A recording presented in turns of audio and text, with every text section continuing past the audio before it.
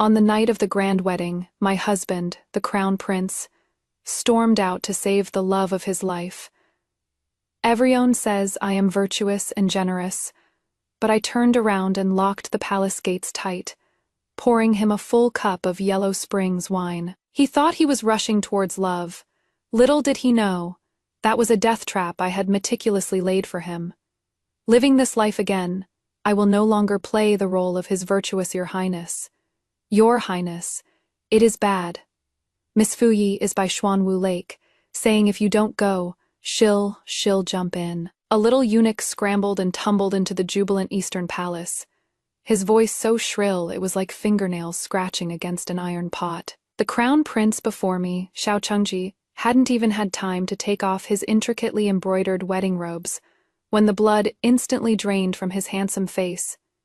He stood up with a whoosh, the force so great that it sent the peanuts and longans on the table rolling all over the floor. "What did you say?" He stared dead at me, the anxiety in his eyes and a trace of imperceptible pleading, looking like he was acting in some prime-time soap opera. The surrounding maids and eunuchs didn't dare breathe too loud and all lowered their heads. But out of the corners of their eyes, their gazes swept back and forth over me like searchlights, waiting to see how I, the new crown princess, would go crazy. After all, on the wedding night, my husband going off to save another woman was practically carving the word humiliation right onto my forehead. In my past life, I really did go crazy. I pulled out my hairpin and held it across my neck, screaming shrilly, using the most drastic method to stop him from taking even half a step out of the palace gates. And the result? I saved the face of the East Palace, but it made him hate me for 10 years. His beloved Liu Fuyi accidentally fell into the water and died, and every bit of this debt was tallied against me.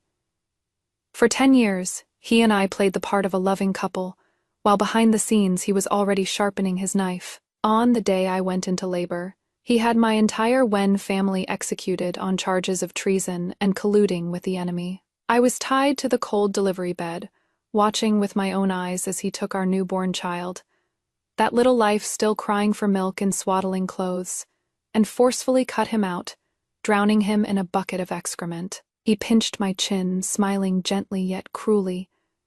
"When you etchu, does it hurt, watching your own flesh and blood die before your eyes while being powerless to do anything? This is the pain I felt when I lost Aning. Now, you and your bastard spawn can go be buried with her together." Monstrous hatred allowed me to break free from my restraints, and I bit through his windpipe in one go. A blood debt paid in blood. When I opened my eyes again, I had returned to this crossroads of fate. I curled my lips without batting an eye, looking at Xiao Chengji in front of me, who was so anxious he was about to start beatboxing on the spot. My heart remained completely unmoved, and I even felt a bit like laughing. Having a love brain is really something. Whoever has it dies. Your Highness? Why are you looking at me like that? I slowly stood up, walked over to him, and proactively straightened his slightly messy collar. My fingertips brushed past the Qilin embroidery on his chest. That spot was the fatal wound I had bitten in my past life. Me movements were gentle, and my tone was so tender it could practically drip water. "A life is at stake. Your Highness, go quickly." Xiao Chengji froze, seemingly not expecting this reaction from me. The pleading in his eyes turned into astonishment, then immediately transformed into deep approval and a trace of guilt. "Yuechu, you really don't blame me." I smiled, smiling like a white lotus flower swaying in the wind. "How could I? Since I married your Highness, naturally I must share your Highness's burdens." I lowered my eyes, my long lashes concealing all the mockery and calculation, and my voice took on a perfectly timed choke. Sister Fuyi was just confused for a moment. "Your Highness, go and come back quickly. Don't let her do anything foolish. I will stay right here, waiting for your Highness to return." This speech of considering the big picture straight up fried his CPU. He was a mess of emotion. He grasped my hand and said solemnly, "Yuechu, you've suffered. Rest assured I, Xiao Chengji, will definitely not fail you in your position as crown princess in this life. Good lord, he has already started with the empty promises. I rolled a massive eye internally, but my face maintained that virtuous mask of, I totally buy your nonsense. I believe in you, your highness. Xiao Chengji was completely conquered by my appearance of profound righteousness. He gave me a deep look, as if to carve my goodness into his heart, and then rushed out the palace doors without looking back. He walked away with such resolve, such hesitation, free determination, as if arriving 1 second late meant his love would be washed away by the lake water. The palace doors slammed shut behind him with a bang. The smile on my face vanished instantly. Summonon come. Crown princess, my personal maid. Juntao looked at me cautiously, the rims of her eyes red. Lock the door dead from the inside for me. Put 3 big locks on it. I unhurriedly sat back at the table, picked up a red date, and chewed it slowly. Then, call everyone in the Eastern Palace to the front courtyard. I have something to say. Although Juntao was confused, she immediately did as she was told. I picked up that cup of nuptial wine he didn't have time to drink, raised it towards the empty seat opposite me, and gently clinked the air. Xiao Chengji, I wish you and your Liu Fuyi eternal unity of hearts tonight, and a shared journey to the Yellow Springs.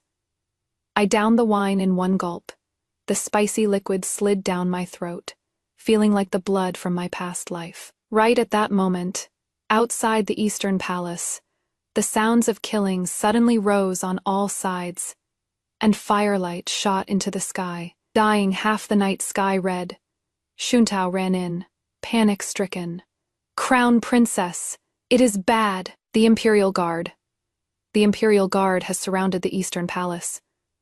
I put down my wine cup, the corners of my mouth curling into a cold smile. The fish has taken the bait.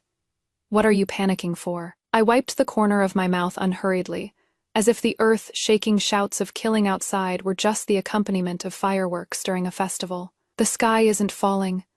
Juntao was so anxious she was about to cry. Crown Princess, it is really the Imperial Guard. The one leading them seems to be His Highness the 7th Prince, they said that His Highness the Crown Prince left his post without permission, met privately with unknown persons outside the palace, acting suspiciously, and is suspected of plotting treason. Oh, I raised my eyebrows. This charge was even more serious than I had imagined. It seems Xiao Chengji's good brothers are planning to finish him off for good tonight. In my past life, I risked my death to stop Xiao Chengji, making him miss this Hongmen banquet. Although it preserved his position as crown prince, it also made him miss the chance to be caught by his political enemies.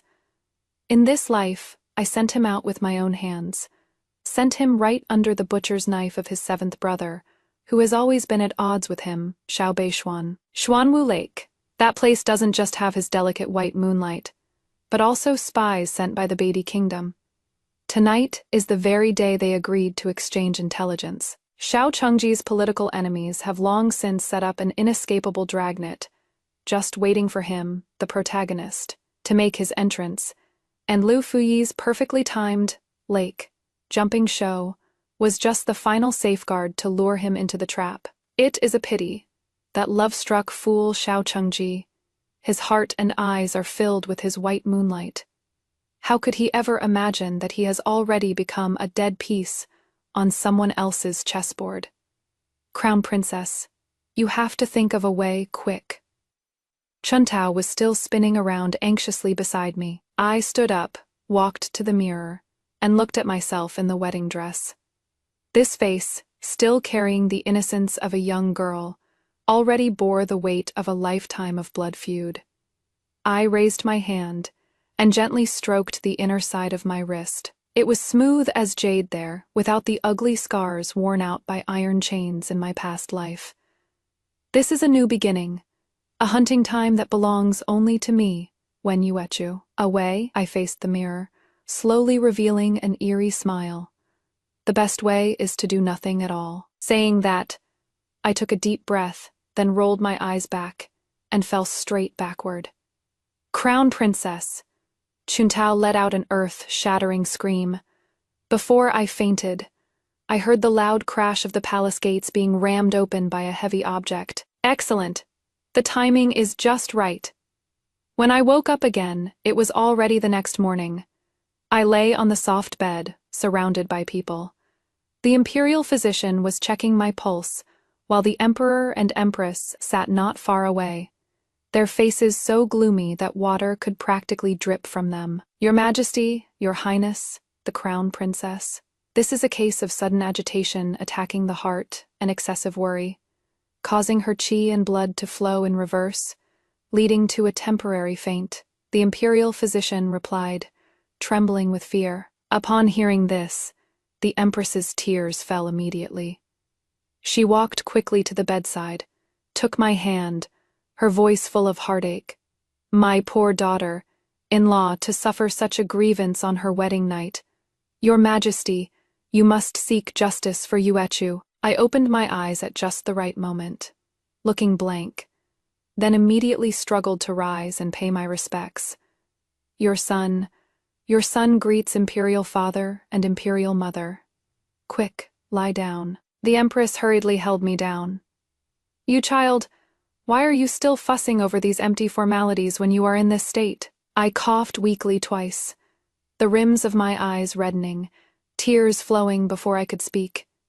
Imperial Father, Imperial Mother, His Highness the Crown Prince. How is he? It is all my fault. I shouldn't have persuaded His Highness to go. It is all my fault, saintly act instantly ignited the Empress's fury. No, it is not your fault. The Empress patted the back of my hand and said through gritted teeth, it is that vixen, it is that shameless Liu Fuyi, and that good son of ours whose heart has been blinded by lard. Minister Wen, you raised a good daughter, educated and reasonable, who considers the big picture, whereas I raised a vile spawn. Standing to the side, silent all this time, was my father, the current Prime Minister Wen Boan. He also wore a look of deep grief at this moment, cupping his hands toward the Emperor and saying, Your Majesty, please quell your anger. His Highness, the Crown Prince, was merely momentarily confused. Please, for the sake of his youth and ignorance, deal with him leniently. My dad's move here. This is what you call a stratospheric play. On the surface, he is pleading for mercy, but actually, he is reminding the Emperor. Your son is not only stupid, but he is also young and unreliable. Look at my daughter again. So sensible, so understanding of the big picture. Comparing the two, the difference is immediately obvious. The Emperor's face grew even darker. He abruptly slammed the table, confused. He secretly met with Northern D spies and was caught red-handed by the Imperial Guards, with both witnesses and material evidence present. Is this something the word confused can explain? I think he wants to sit on my throne ahead of time. My heart went. Good Lord, it is even more thrilling than I thought. This isn't just leaving his post without permission anymore. It is fast, forwarded straight to treason. 7th Prince Xiaobei, you really are my god, tear assist. Father Emperor, please quell your anger. I struggled to kneel by the bedside, my forehead touching the ground, my voice trembling. His Highness, the Crown Prince, absolutely has no intention of rebellion. He was just too worried about Miss Fuyi. Please investigate clearly, Father Emperor. The more I pleaded for mercy, the more the Emperor's rage intensified. He looked at my appearance of suffering a massive grievance, yet still speaking up for my husband, and the pity in his eyes and the disappointment in Xiao Chengji were almost overflowing. Enough, the Emperor shouted angrily. Bring him before me! Soon, a wretched-looking, shackled Xiao Chengji was dragged up. He saw me. His eyes instantly turned red, and he roared. Wen Yuechu, was it you? Did you set me up? Meme, no bro, with that IQ of yours. How did you become the Crown Prince? I hadn't even opened my mouth before the Empress exploded. You bastard. You still have the nerve to speak. For your sake, Yuechu spent the wedding night alone in an empty room, terrified to the point of fainting. You show no gratitude, yet you dare to slander her. Someone slap his mouth for me." Several burly matrons immediately stepped forward and started slapping him left and right. Smack, smack, smack! The crisp sound of slaps echoed in the hall, and hearing it made me feel so damn satisfied. Xiao Chengji was slapped senseless. He couldn't believe that his empress mother, who had always doted on him the most, would actually lay such a heavy hand on him for an outsider like me. "Mother, you are crazy. This woman has a heart of snakes and scorpions. It was her." "Shut up." The empress trembled with rage, pointing at his nose and cursing. "Open your dog eyes and look clearly. Yuechu is still pleading for you even now. You are being played like a monkey. You've been set up, and yet you are still here blaming others. How could I give birth to such an idiot like you?" Xiao Chengji was beaten until blood seeped from the corner of his mouth. He glared at me viciously, his eyes looking like he wanted to swallow me whole and skin me alive. I met his gaze. My eyes pure and innocent, like a little white flower ravaged by a storm, still carrying a hint of just the right amount of fear and grievance. With acting like that, it'd be a shame not to win an Oscar. "Your Highness, why would you say that?" My eyes were swimming with tears. "I really just wanted you to go save someone." "You?" Xiao Chengji was so angry he couldn't catch his breath, nearly passing out on the spot. He knows what I said is the truth, and he can't find any evidence to accuse me. It was me who persuaded him to go, but he chose the path himself, and he jumped into the pit himself. This feeling of being a mute eating bitter herbs, unable to voice the bitterness, must be pretty hard to bear, right? This is only just the beginning, Xiao Chengji. The emperor watched all this coldly, finally waving his hand to put a stop to this farce. "That is enough." He wearily rubbed his brow. "Xiao Chengji, for colluding with foreign enemies and plotting treason, is deposed from the position of crown prince, thrown into the heavenly prison, and will await sentencing. The Liu enchantress, for bewitching the heir apparent, is to be imprisoned immediately and interrogated strictly. As for the crown princess..." The emperor's gaze turned to me, softening considerably. "You are a good child. From today on, you will move back to the Prime Minister's estate for a temporary stay. Once this matter is investigated clearly, I will give you an explanation." I sneered inwardly. Is this considered returning the goods? But this is just as well. Leaving the Eastern Palace, the center of this whirlpool, I can better proceed with the next step of my plan. "Your daughter, in-law. Thanks, Imperial Father." I prostrated on the ground, shoulders trembling slightly, crying like a pear blossom bathed in rain. In the carriage leaving the palace, my dad, the old fox of the court, oh no, the current Prime Minister Wen Boan, finally put away that expression of deep grief. He stroked his beard while narrowing his eyes at me. "Yuechu, tell Dad the truth. Did you arrange what happened last night?" I lifted the carriage curtain, watching the street scenery flying backward outside the window, and gave a faint smile. "Dad, daughter only persuaded His Highness, the Crown Prince, to go save someone. Who could have known what would happen next?" My dad gave me a deep look, and didn't ask further, just sighed. "You, however, well done." Upon returning to the Prime Minister's estate, the first thing I did was to bathe and change clothes.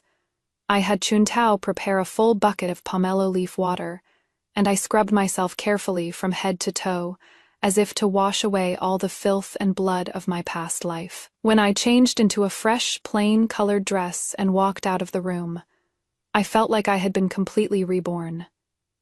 "Miss, your letter." Chuntao handed over an unsigned envelope. I opened the letter. Inside was just a slip of paper with 8 characters written in a flamboyant scrawl. "Many thanks, sister-in-law. Pleasure working with you." I couldn't be more familiar with the owner of this handwriting, the 7th Prince Xiao Beishuan. He held the note to the candle flame and watched it turn to ash. "A pleasure doing business, Xiao Beishuan. Do you think that by bringing down a crown prince, you can sit back and reap the benefits? What I want is not just Xiao Chengji's life. It is this entire realm. Over the next few days, the capital was on edge. The crown prince was deposed. The Liu family was raided, and every official in the court who was close to Xiao Chengji feared for their safety. And I, as the victim, stayed dutifully in the prime minister's manor, copying scriptures and chanting to Buddha every day, praying for the royal family, praying for my ex-husband, playing the role of a virtuous, sensible former crown princess to perfection. That day, I was sunbathing in the courtyard, thinking about how to make a move on the Salt and Iron Bureau's business next, when an uninvited guest showed up. It was Lu Fuyi. She had actually gotten out of the Dali Temple's prison. She was wearing rough prison clothes, her hair was a mess, and there were a few whip marks on her face. She looked haggard, but those eyes were still filled with venom. Wen Yuechu, as soon as she saw me, she rushed over like a madwoman. "You bitch, give me back my brother Chengji." The guards beside me immediately stepped forward to stop her. I leisurely put down the teacup in my hand and raised my eyelids to look at her. "Miss Liu, watch your tongue. Now, there is no brother Chengji of yours. Only the prisoner Xiao Chengji. It was you. It was all your design," she roared, looking like a madwoman. "You knew all along that Xuanwu Lake was a trap. You made brother Chengji go there on purpose." I smiled. "Miss Liu, you can eat carelessly, but you cannot speak carelessly. I am just a woman of the inner chambers. How could I know about the dangerous schemes in the court? You, on the other hand, have been in close contact with beady spies, yet you are still able to stand here safe and sound. It really is surprising." I deliberately emphasized the words safe and sound. Sure enough, Liu Fuyi's face instantly turned deathly pale. To be able to get out of the prison, she must have paid a price. For example, selling out certain people, or agreeing to certain deals. You are talking nonsense." Her eyes were evasive, and her momentum weakened. "Meme, talking nonsense." I stood up and walked step by step up to her, lowering my voice to a volume only the two of us could hear. "You think that by faking jumping into the lake to lure Xiao Chengji out of the palace, and then having your father's subordinates disguise themselves as Northern D spies to stage a secret rendezvous, you could successfully frame the seventh prince and help Xiao Chengji eliminate his dissidents?" "How could you know?" Liu Fuyi screamed, her face written with disbelief. I looked at her terrified expression, smiling even more brilliantly. "Not only do I know your plan, I also know that your plan was turned against you by the seventh prince. Those captured Northern D spies were real. That treaty that was discovered was also real." The mantis stalks the cicada, unaware of the oriole behind. "Miss Liu, you played this game of chess terribly." Liu Fuyi trembled all over, as if all her strength had been drained away and slumped to the ground. "Number, impossible. Nothing is impossible." I looked down at her from above, my gaze cold. "You think you are Xiao Chengji's white moonlight. But actually, you are just a pawn in his hand that can be discarded at any time. And he is just a discarded pawn on someone else's board." So pitiful. I turned around, not looking at her anymore, leaving her with just a view of my back. "Chuntao, see the guest out. Miss Liu isn't feeling well, and our Prime Minister's estate is too small a temple to accommodate such a giant Buddha. I have no interest in knowing how Liu Fuyi was dragged away. What I do know is she is finished." Those words of mine would be like a poisoned thorn, stabbing deep into her heart. She would suspect, seek proof, and make a scene. A pawn that has lost its value, yet knows too many secrets, usually has only one end. Sure enough, 3 days later, news came from the Dali Temple that the key prisoner Liu Fuyi had committed suicide to escape punishment. In prison, a length of white silk ended her remaining life. When I heard the news, I was pruning a pot of clivia. The scissors went snip, cutting off a withered yellow leaf. "Good riddance," I said indifferently.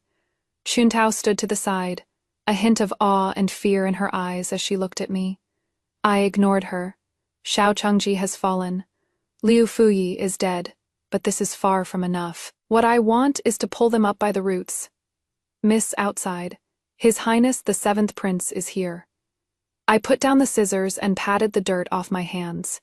What is bound to come will come. Xiao Beishuan, my brother. In-law from my past life.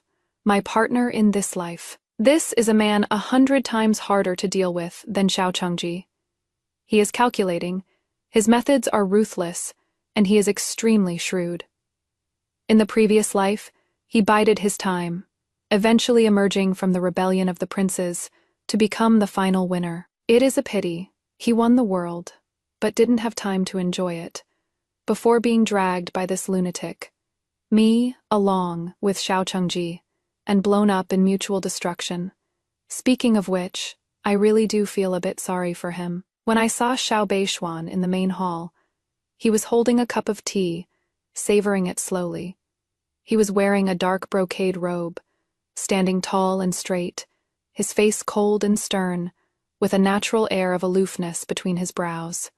Hearing footsteps, he raised his head, his deep gaze falling upon me. "Sister, in-law, have you been well lately?" He spoke, his voice cold, devoid of any emotion. I curtsied. "Thank you for the Seventh Prince's concern. Everything is well. Sit." He pointed to the chair opposite him. I sat down as told, cutting straight to the chase. "What brings your Highness here today?" He put down the teacup, his index finger tapping lightly on the tabletop, making a tap-tap sound, as if tapping on one's heart. "I came to ask sister, in-law, one thing." He stared at me, bringing down the crown prince. "Was it really a happy cooperation between you and me?" My heart tightened. He was testing me. I raised my head to meet his gaze, revealing a perfectly timed look of confusion and innocence. "Why does your Highness say this? The crown prince being deposed was his own doing. What does it have to do with me? As for that note, perhaps your Highness sent it to the wrong person. Act, just brazen it out. As long as I don't admit it, he has no evidence." Xiao Beishuan looked at me, looked for a long time, so long that I almost thought my disguise had been seen through. Suddenly, he smiled. On that face which was always frozen like ice, a very faint yet extremely good-looking smile blossomed, like snow just beginning to melt. "Interesting," he said. "When you eschew, you are much more interesting than I imagined." He stood up and walked over to me, his tall figure casting a shadow that enveloped me. "Since sister-in-law says it has nothing to do with you, then it has nothing to do with you." He bent down, leaned close to my ear, and said in a voice only the two of us could hear, "However, I still have to remind sister-in-law of one thing. This game of chess has only just begun. The player had better not let themselves turn into a piece on the board too." His warm breath sprayed against my ear, sending a shiver through me. I steadied my nerves and lowered my voice right back to retort, "Thanks for the reminder, Your Highness. But as to who is the player and who is the piece, it is too early to say for sure. My catchphrase is, think big." Xiao Beishuan straightened up and took a deep look at me. In that gaze, there was scrutiny, appreciation, and a hint of amusement I couldn't quite read. "I'll be waiting." He left those words behind, then turned and walked away. It wasn't until his back disappeared through the doorway that I slowly unclenched my tight fist. My palm was covered in cold sweat. Scheming with a tiger really is a thrill. Having sent off the big Buddha that is Xiao Beishuan, I immediately started my master plan to make money. Revenge requires power, but even more than that, it requires money. I took stock of the Tao then. I found my dad. "Dad, I want a distribution map of all the grain shops in Jiangnan, as well as the routes and schedules for the quartz canal shipments for the next 3 months. My dad was drinking tea and nearly spat it out when he heard that. "What do you need those for? Girl, don't mess around. The grain business in Jiangnan runs deep. Behind it are all the major noble clans and imperial relatives. Even though our Wen family holds the prime ministership, it is difficult for us to interfere. Dad, don't worry about that. Just give me the stuff." I was firm. If there is a loss, it is on me. If there is a profit, we split it too. 8, you get 2. I get 8. My dad puffed out his beard and glared. Hey, you little brat, trying to talk business with your dad now? In the end, he couldn't say no to me and gave me the materials. Once I had the documents, I locked myself in the study for 3 whole days and nights, relying on memories from my past life. I knew that in 2 months, a once-in-a-century flood would hit Jiangnan. When that happens, grain prices in Jiangnan will skyrocket more than 100-fold. And what I needed to do was stockpile as much grain as possible before this natural disaster struck. But that wasn't enough. Just hoarding grain was too risky and too easily detected. I needed a perfect plan, one that would let me make a killing silently, while also digging a massive pit for my enemies. My gaze finally settled on the canal transport routes. An inconspicuous tributary caught my attention. This tributary leads to a place called Luoxia Town. In my past life, I once heard Xiao Chengji mention in passing that it seemed to be the location of a private treasury belonging to a prince who was his enemy. A bold plan took shape in my mind. I used most of my funds to buy grain at low prices all over Jiangnan, but I didn't ship it away. Instead, I stored it right there in rented warehouses. At the same time, I let out word that I had my eye on the Jiangnan silk business and was buying up massive amounts of raw silk, preparing to ship it north. To make the act more real, I actually sent people to buy a batch of low-quality raw silk and loaded it onto ships with great fanfare, heading north along the main canal route. Everyone's eyes were drawn to my silk fleet. No one knew that at the same time, another fleet flying ordinary merchant flags carrying the truly high-quality grain I'd bought, with the remaining small portion of my funds, had quietly sailed into that tributary leading to Luoxia Town. After doing all this, the only thing left for me to do was wait. Wait for the floods. Wait for grain prices to skyrocket. Wait for my enemies to walk step by step into the trap I had set for them. During this period, Xiao Beishuan came by 2 more times. He wouldn't say a word, just brought a pot of good wine and a small dish of appetizers, sitting across from me pouring and drinking by himself. Those eyes of his were like they were equipped with X-rays, staring at me until I got the creeps. 7th Highness, if you are bored out of your mind, you can go help my ex-husband overturn his case. Don't keep running over here. I am an abandoned consort, and I can't bear the consequences, I said snappily. He leisurely took a sip of wine and said, the food in the imperial prison isn't good. Xiao Chengji has lost weight. Oh, well, that works out. He is losing weight. He curses you every day. That is good. It shows he still has strength. He won't die. He also said, once he gets out, he is definitely going to cut you into 1,000 pieces. I finally put down the ledger in my hand and looked up at him. Xiao Beishuan, what exactly are you here for?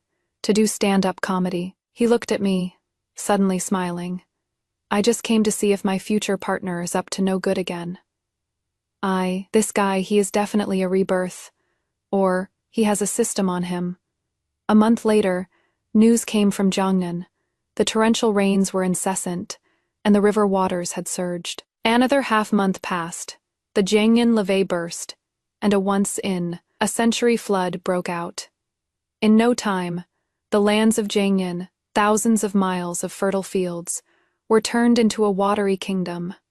Countless people were displaced, and starving corpses littered the countryside. Grain prices, a different price every day, rising like crazy. From the initial few dozen coppers a stone, it skyrocketed all the way to a few dozen taels of silver a stone. And even then, there was a price but no supply. The court urgently opened the granaries to release grain. But the grain transport was cut off by the floods. Distant water cannot quench immediate thirst. Just when everyone thought Jiangnan was done for, a shocking piece of news arrived. A mysterious, benevolent Wen opened granaries all across Jiangnan at the same time, selling grain to the disaster victims at prices far below the market rate, although there was a purchase limit per person. This move was undoubtedly a lifesaver, greatly alleviating the grain shortage in Jiangnan. The name Benevolent Wen resounded throughout Jiangnan overnight. The emperor was overjoyed and ordered a thorough investigation into this person, intending to grant a heavy reward. And right now, I am sitting in the back garden of the Prime Minister's manor, leisurely sipping tea and listening to the report my dad had sent back from Jiangnan. Miss, we've already sold 70% of the grain we stockpiled. As per your instructions, the remaining 30% was all donated to the government for free. Well done, I nodded. We probably made this much. The steward held up 5 fingers. Even his voice was trembling. 500,000 taels of silver. With a principal of 50,000 taels, it increased tenfold in 2 months. This overwhelming wealth hit my dad so hard he was dizzy. Crazy, truly crazy. He looked at the ledger, muttering incessantly. I smiled. This isn't over yet. Dad, do you remember Luoxia town that I asked you to look into? My dad came back to his senses. I remember, we found it. That is one of the 4th Prince Xiaochengzi's private vaults, hiding a large amount of weapons and armor. The 4th Prince Xiaochengzi, Prince Xian, the emperor's other fine son, and also one of Xiaochengzi's mortal enemies. That is good. I lifted my teacup and blew on the steam. Now we can accidentally leak the news about our lost grain ship to the Dali Temple. My dad froze. Then suddenly it dawned on him. The way he looked at me, it was like looking at a monster. You are killing 3 birds with 1 stone. That is right. I used the silk business as a cover, attracting everyone's attention. Using the mysterious identity of Wen the Benevolent, he reaped high fame and wealth in Jiangnan. Finally, used that grain ship that went the wrong way to drag the 4th prince, who is hiding weapons, into the water. The private treasury in Luoxia town was raided, and Xiaochengzi couldn't explain his way out of it. The emperor was already paranoid due to the crown prince's treason, and now with the addition of a major case of a prince privately manufacturing weapons and armor, he was furious. The 4th prince, Xiaochengzi, followed in Xiaochengzi's footsteps, being stripped of his title and confined in the imperial clan court. In the royal court, the 2 top contenders for the succession, one deposed, one imprisoned. The biggest beneficiary goes without saying. It was the 7th prince, Xiao Beishuan. That night, Xiao Beishuan came uninvited once again. He didn't bring wine, but was carrying a food box instead. Braised pork hock fresh out of the pot. He placed the food box on the table and opened it, the aroma filling the air. I looked at him, saying nothing. He picked up a piece for me and put it in my bowl. Congratulations, great philanthropist Wen. Same to you, 7th prince. I picked up my chopsticks and started eating unceremoniously.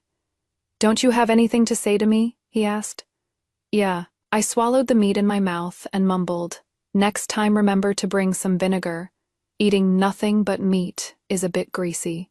Xiao Beishuan. He suddenly felt that those previous evaluations of him being scheming and ruthless seemed a bit ridiculous in front of this woman. She doesn't play by the rules at all, Wen Yuechu. He suddenly turned serious. Father Emperor has decided to appoint a new crown prince. I gnawed on the pork knuckle and nodded. Oh, don't you want to know who it is? Who else could it be but you? I rolled my eyes at him. Xiaochengzi is done for. Xiaochengzi is imprisoned, and the rest are either rejects or unweaned babies. If it isn't you, could it be my dad? Xiao Beishuan was choked into silence by me for a good while. He took a deep breath, seeming to try and calm himself down. Me being made crown prince is good for both of us. Of course, I wiped my mouth. When you become crown prince, I'll be the ex-crown princess. When you become emperor, I'll be the ex-crown princess. Saying that out loud is so prestigious. A vein seemed to be throbbing on Xiao Beishuan's temple. He found that discussing serious matters with this woman was simply torture. Xiao Beishuan was eventually made crown prince after all. On the day of the investiture ceremony, I stayed at the Prime Minister's manor and went nowhere. As the head of all officials, My dad was running off his feet. When he returned, it was already deep into the night, his face wearing unconcealable fatigue and excitement. Yuechu, Dad has something to tell you. He mysteriously pulled me into the study. Go ahead. The new crown prince. He has petitioned His Majesty for a decree. Petitioned? Petitioned for what? I had a bad feeling in my gut. He petitioned to marry you as his crown princess. Me? The teacup in my hand fell to the floor with a fei-clang fei and shattered into pieces. Is he crazy? I cried out involuntarily. I was married to his brother. I am his sister, in-law. He wants to marry me. What do you call this? Keeping the good stuff in the family. My dad was also startled by my reaction. You, keep your voice down. If outsiders were to hear this, I don't care. I spun around in circles, fuming. Did a donkey kick Xiao Beishuan in the head? Are all the women in the world dead? Why does he have to marry me, a woman who has been married before? This is absolutely the biggest joke in the world. It is even more ridiculous that the emperor actually agreed. His Majesty feels he owes you a debt, and he appreciates your deep understanding of righteousness from before. So, my dad's voice grew fainter and fainter. So, I am being treated as a prize, to be awarded to his son? I laughed out of anger. No way, I don't agree. This marriage, I won't agree to it, even if I die. Are you kidding me? I racked my brains to bring down that scumbag Xiao Changji for freedom, for revenge, to keep 800 young hunks in the future, not to jump from one fire pit into another. That guy, Xiao Beishuan, you can tell at a glance he is not someone to mess with. If I live with him, will I have any good days? Me dad looked at my intense reaction, his face full of difficulty. But this is already a matter settled by His Majesty's golden words. The imperial decree arrives tomorrow. It is too late to go back on it now. I slumped onto the chair, feeling like the sky had collapsed. I calculated everything, but I didn't account for Xiao Beishuan pulling such a wild move. This sneak. The next day, the imperial decree arrived as expected. I knelt down to receive the decree, face ashen, feeling like a packaged gift about to be delivered to a new owner. I decided I have to go talk to Xiao Beishuan. That night, I changed into night, walking clothes, avoided all the guards, and secretly slipped out of the Prime Minister's residence. Relying on memories from my past life, I infiltrated the Eastern Palace with ease. Yes, the Eastern Palace. Xiao Beishuan had become the crown prince, so naturally he moved into this place that once belonged to his brother. I groped my way to the outside of his sleeping quarters, poked a hole in the window paper, and looked inside. Good Lord, this guy is taking a bath. In the steam-filled bathtub, the lines of his sturdy back flowed smoothly, broad shoulders and a narrow waist, full of a sense of power. Water droplets slid down his black hair, vanishing into the water. I gulped and swallowed a mouthful of saliva. No, that is not what I came to see. I came to negotiate with him. I cleared my throat, and just as I was preparing to make some noise, I heard his cold voice coming from inside. Have you looked enough from the outside? Do you want to come in and wash together? Meme, I've been discovered. I stood awkwardly on the spot, caught in a dilemma. A moment later, the palace door opened with a creak. Xiao Beishuan had already put on a loose, fitting inner robe. His black hair was still dripping water. A large area of skin on his chest was exposed, and the contours of his abdominal muscles were faintly visible. He leaned against the doorframe, looking with amusement at my professional outfit. Eldest Miss Wen, visiting so late at night. Are you plotting something improper against me? Who is plotting something improper against you? I flushed red, stiffening my neck to retort. I came to find you to break off the engagement. Break off the engagement? Xiao Beishuan raised his eyebrows, seemingly having heard some huge joke. The imperial decree has been issued. What do you have to break it off with? I was momentarily speechless. He was right. The emperor does not joke. Xiao Beishuan. What exactly do you want? I decided to throw caution to the wind. You know my identity. What good does marrying me do you? Aren't you afraid of the whole world pointing fingers at your back? The benefit? He walked towards me step by step, the intense pressure making me step back unconsciously. The benefit is, if I marry you, we're in the same boat. You are so smart. I am afraid if I am not careful one day, I'll be sold out by you. He stopped in front of me, looking down at me with an unreadable smile on his lips. I can only be at ease if I keep you by my side and watch you day and night. I laughed out of anger at his bandit logic. So, you are marrying me just to monitor me. You could interpret it that way. He reached out and gently pinched my chin, the thin calluses on his fingertips rubbing against my skin, bringing a tingly shiver. And besides, don't you think we're a good match? A match. How are we a match? You are ruthless, and I am no saint either. You like making money, and I happen to have power. If we join forces, the world is ours for the taking. His voice was filled with temptation. When you Yuechu, follow me. I can give you what you want, even give you more. My heart started pounding uncontrollably. I had to admit, this man really gets me. He knew my ambition, and also saw through my disguise.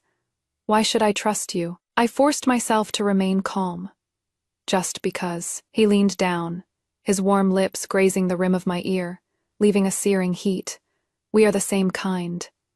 That night, I didn't know how I left the Eastern Palace. I only knew that my grand plan to break off the engagement had completely gone down the drain, and my heart was in a mess. My wedding with Xiao Beishuan still took place as scheduled. Putting on the wedding dress for the second time, my feelings were complicated beyond words. This time, there is no white moonlight coming to jump into the lake, nor is there any sudden treason case. Everything went incredibly smoothly. On the wedding night, Xiao Beishuan dismissed everyone. He walked up to me and lifted my veil with his own hands. Our eyes met, and in his pitch, black eyes, the image of me wearing my wedding dress was clearly reflected.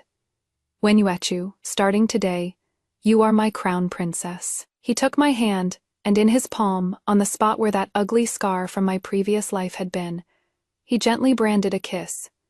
Everything in the past is over. From now on, I am here. My heart gave a sudden jolt. This man, he knows everything.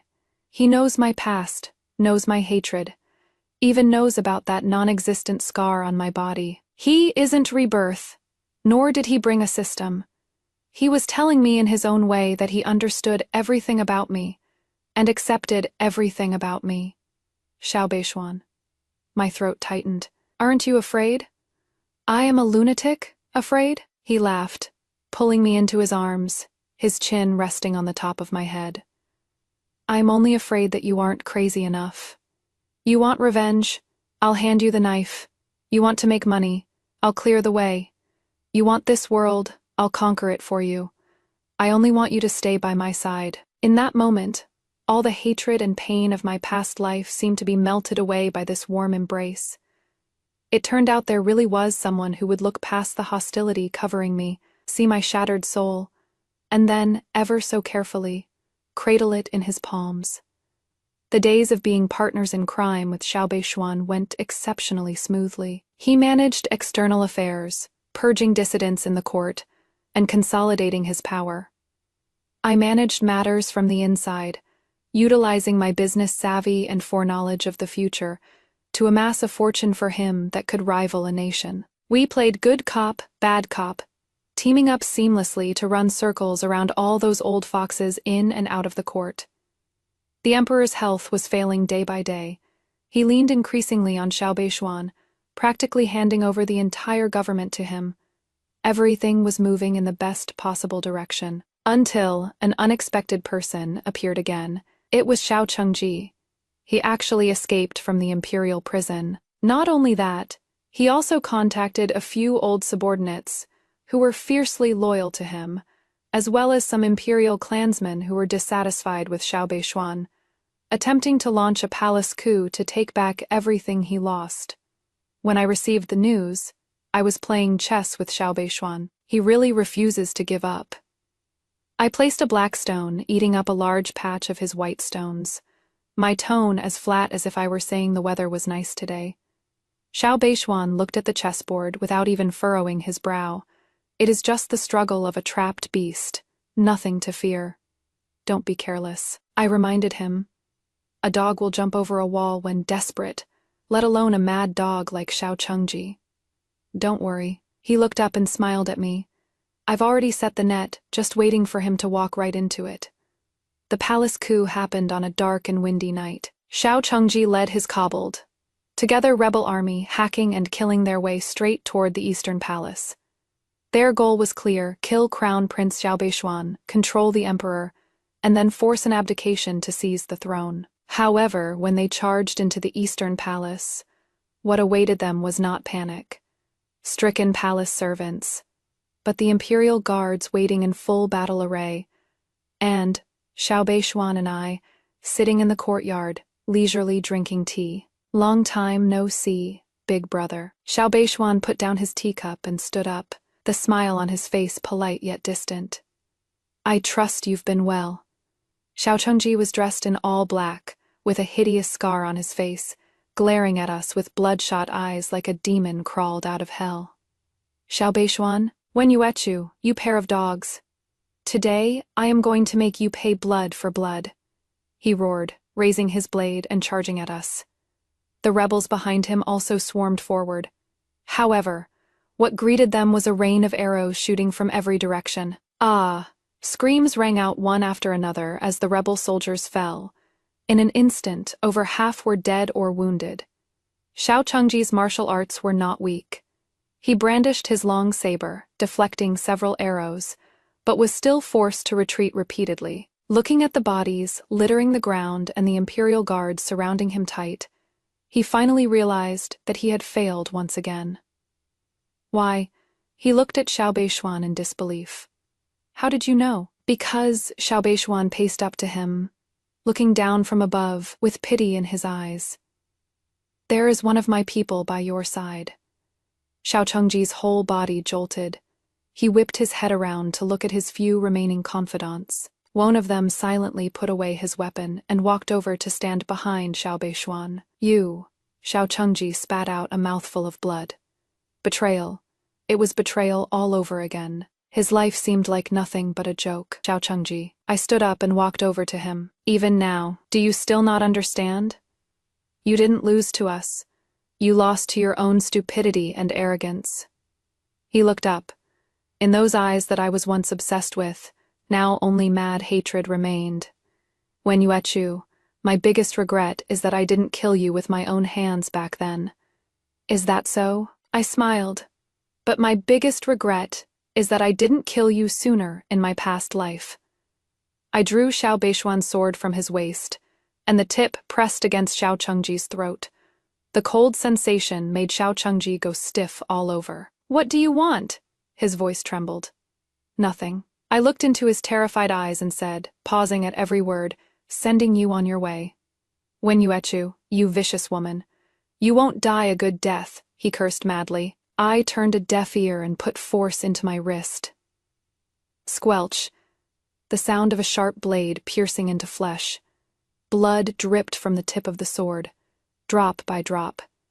Xiao Chengji's eyes stared wide open as his body slowly slumped down. Before dying, he seemed to want to say something, but in the end, only let out a few meaningless sounds. All the hatred from my past and present lives finally came to an end at this moment. I threw aside the sword, turned around, and threw myself into a warm embrace. It is all over. Xiao Beishuan held me tightly and whispered. I buried my face in his chest, my voice muffled. It is over. Xiao Chengji was executed for treason, and the emperor's already frail body completely collapsed. On his deathbed, he summoned my father and several entrusted ministers to his bedside, and announced the passing of the throne to Crown Prince Xiao Beishuan.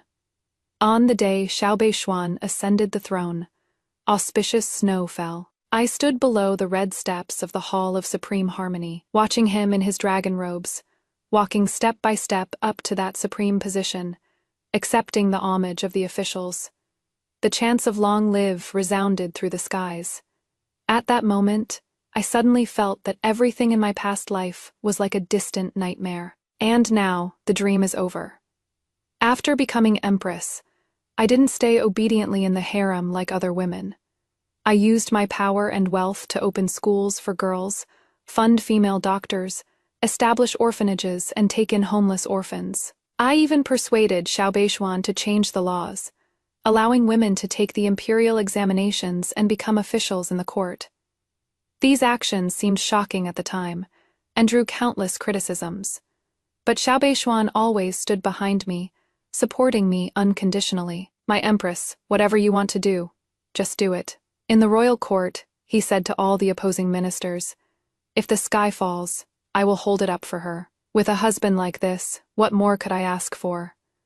Our days were simple and happy. Occasionally, we would also argue over small things. For example, he complained that I reviewed memorials until too late and didn't take care of my health.